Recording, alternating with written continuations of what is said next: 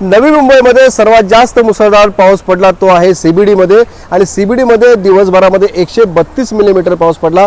त्यामुळे आपण पाहतो की सीबीडी मध्ये पूर्ण सीबीडी ही जलमय झालेली आहे। संध्याकाळी 4-5 नंतर आहे ते पावसाने उसंत घेतली होती, पाऊस पूर्णपणे बंद झालेला आहे, मात्र अद्यापपर्यंत आहे ते पाणी सीबीडीत उतरलेलं नाहीये। आपण जर पाहिलं तर रात्रीचे आता 9 वाजलेले आहेत आणि अजूनही सीबीडीतलं पाणी हे उतरलेलं नाहीये।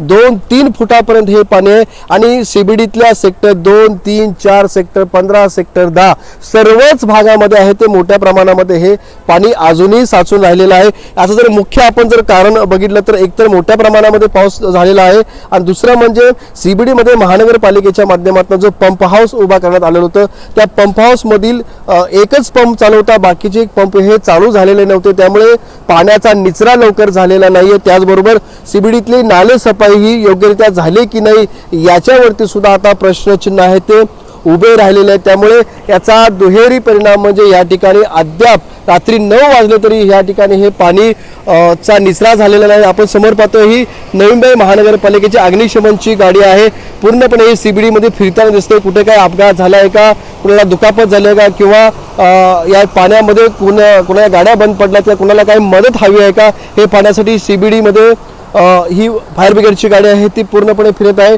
समोर आपण पाहतो की अर्ध्या गाड्या आहेत त्या पूर्णपणे पाण्याखाली गेलेल्या आहेत, काही गाड्या अनेक गाड्या ह्या रस्त्यामध्ये बंद पडलेल्या आहेत, लोकांना ह्या गाड्यांना ढकलत आहे ते बाहेर काढावं लागत आहे। त्यामुळे आपण सीबीडीतली ही परिस्थिती पाहतोय। 5 नंतर पाऊस जरी बंद झाला असला तरी आता 4 तास 5 तास होऊन गेलेत तरी या ठिकाणी अद्याप सीबीडीतलं पाणी ओसरलेलं नाहीये आणि याला मुख्य प्रमुख कारण जर आपण पाहिलं तर सीबीडीतले जे पंप हाऊस आहेत ते योग्यरित्या चालत नाहीयेत आणि नाले सफाई सुद्धा ठीक झालेली दिसून येत नाहीये।